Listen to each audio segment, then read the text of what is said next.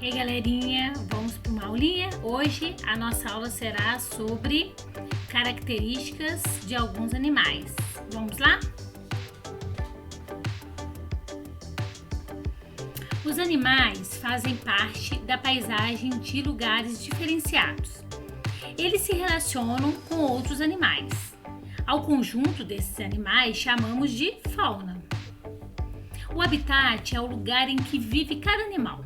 Os que vivem na água, como polvos, peixes, são os animais aquáticos. Os que vivem na terra, como a girafa, o lobo-guará, a onça, são animais terrestres.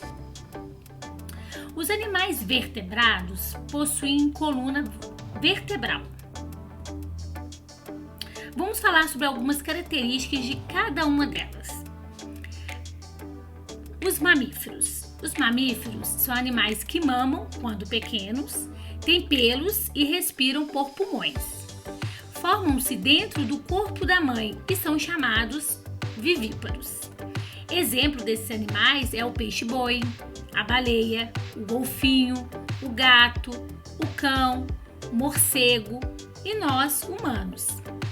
As aves têm penas, asas, bico e respiram por pulmões também. Porém, elas nascem de ovos, então são ovíparos.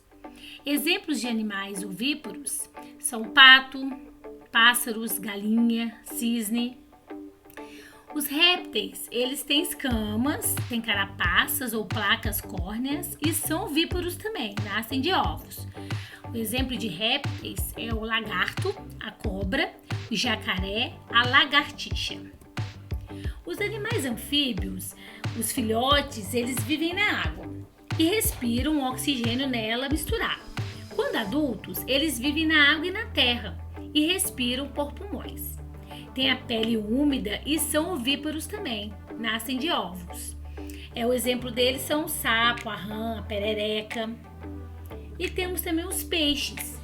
Os peixes, gente, eles vivem na água, geralmente têm escamas ou placas ósseas, têm nadadeiras, respiram por brânquias, nascem de ovos também, por isso são ovíparos. Os peixes das águas doces, que são os rios, um exemplo deles pode ser a piranha, o cascudo, o pirarucu.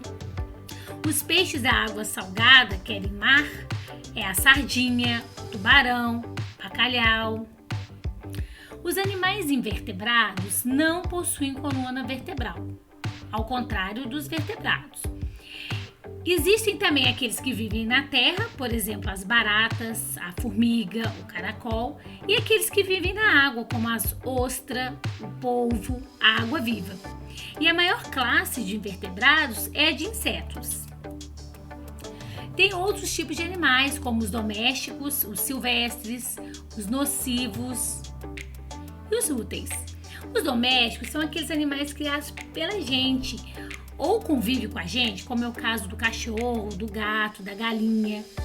Os silvestres são aqueles selvagens. Eles vivem livres na natureza, longe do ser humano, como o lobo, o elefante, a onça, a arara, o tamanduá, a capivara, o jacaré e assim vai.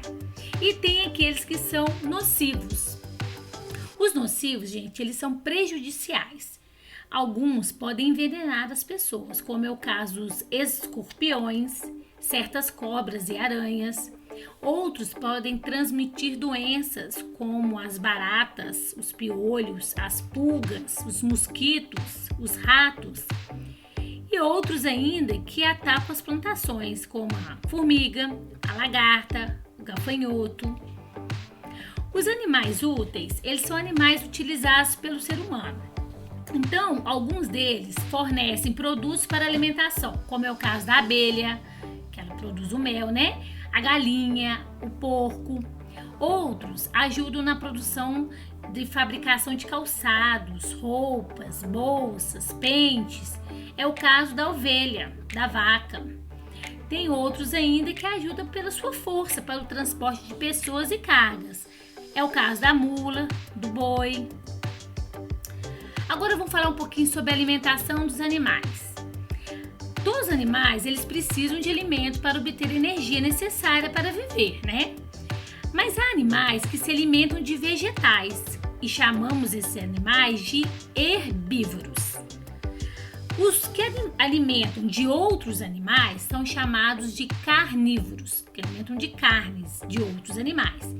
E tem o outro que alimenta tanto de vegetais quanto de outros animais, que são os onívoros. Os animais, eles possuem uma dentição, quer dizer, os dentes dele, adequado para as suas necessidades alimentares.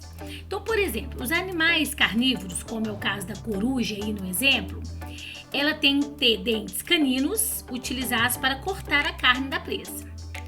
Os herbívoros, como é o caso da capivara, os dentes dela já são os molares, apropriados para trituração de plantas.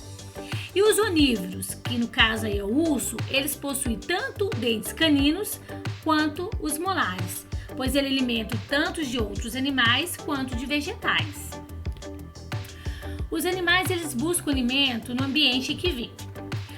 Alguns animais saem à procura de alimentos durante o dia, que chamamos de animais diurnos. Outros preferem se alimentar no período noturno, à noite, para evitar o ataque de seus inimigos. Alguns animais ameaçados de extinção. O que é extinção? Desaparecer para sempre da face da terra. E estes animais aí são animais que estão ameaçados de extinção no Brasil, que é o caso do mico-leão dourado, da jaguatirica, do tamanduá-bandeira, do pirarucu, do tatu-canastra, e nós precisamos proteger esses animais. E sabe por quê? Porque precisamos do equilíbrio ecológico.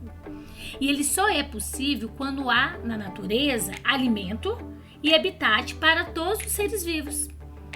Se não há isso, o que acontece? Um desequilíbrio ecológico. E esse desequilíbrio é provocado justamente pelo quê? Pela agressão ao habitat, por queimadas, pela poluição do ar, da água, do solo e da caça e da pesca predatórias. Por isso que é importante a gente ajudar a proteger nossos animais.